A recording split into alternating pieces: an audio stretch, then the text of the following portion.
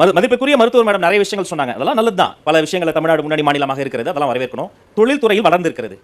தொழிலாளிகள் நாங்க வளர்ந்துருக்கோமா மேடம்? பெண்கள் பல விஷயங்களை வளர்ந்துருக்காங்க. பாதுகாப்பு இருக்கா மேடம்?